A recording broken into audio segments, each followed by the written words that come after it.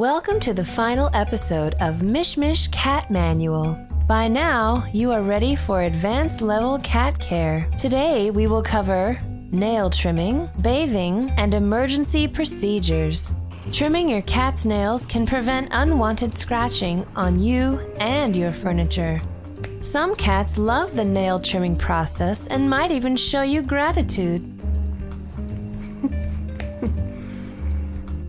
If you are unsure of how your cat may react, take protective measures.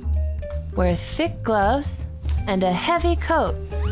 A fur hat may help disguise you as one of their own, and protective glasses so they don't claw your eyes out. Remember, don't clip too close. We've got a bleeder! You may notice your cat bathing itself on a regular basis. However, this may not be enough. To eliminate unwanted odors, a bath may be required.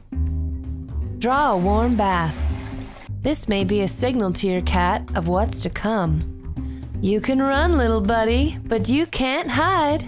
Again, equip yourself with protective gear and have an approved cat shampoo on hand. Slowly place your cat into the water and add shampoo.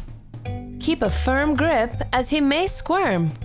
Or you may have a catastrophe on your hands or your face.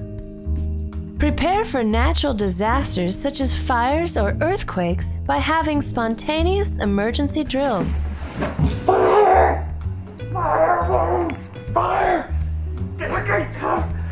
Stop dropping! Stop dropping! For safety! Fire! Fire! Fire, Miles! Fire! Earthquake! Don't get cover, Charlie!